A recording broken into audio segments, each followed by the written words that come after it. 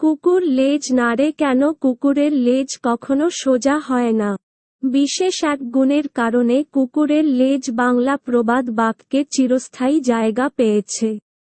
পৃথিবীতে কুকুরের মতো এমন প্রভুভক্ত প্রাণী খুব বেশি নেই।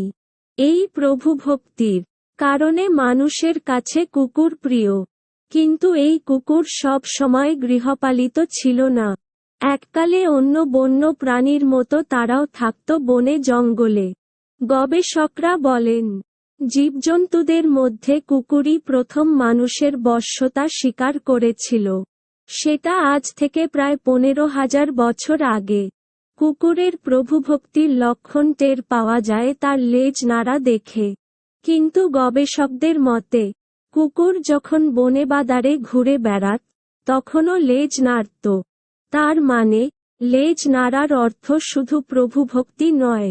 বিজ্ঞানীরা এ ব্যাপারে গবেষণা করে দেখেছেন, কুকুরের লেজ নাড়া আর চোখের দৃষ্টির নানা ভঙ্গি আসলে কুকুরের দলের মধ্যে ভাববিনিময়ের জন্য জন্মগত এক জটিল পদ্ধতি।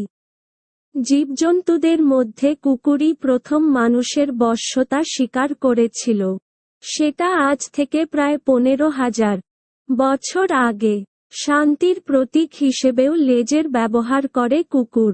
প্রতিটি পুরুষ কুকুরের নিজস্ব এলাকা থাকে। সেই এলাকায় সেই রাজা। নিজের এলাকায় এই কুকুর তার লেজ সবসময় উঁচু করে রাখে। কিন্তু অন্য কোনো কুকুর এলাকায় গেলে তাকে লেজ নামিয়ে রাখতে হয়। এর অন্যথা হলে দুই কুকুরের মধ্যে বেঁধে যায় ধুন্ধুমার যুদ্ধ। তাই শান্তির স্বার্থে কুকুর এই সময় লেজ নামিয়ে রেখে অন্য কুকুরের বশ্যতা স্বীকার করে নেয়।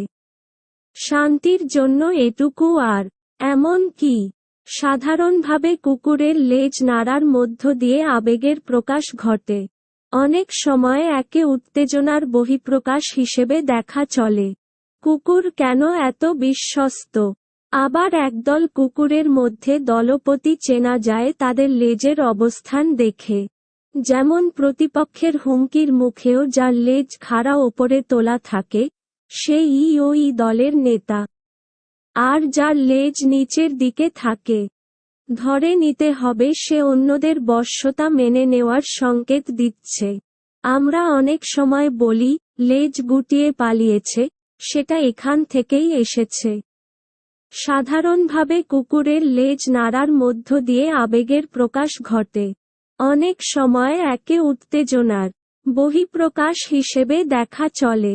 অবশ্য বাসায় পোষ মানা কুকুরের ক্ষেত্রে এত সব বোঝা যায় না।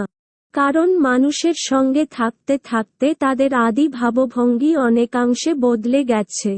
এখন কুকুরকে তুতু তুতু বললেও লেজ নাড়ে।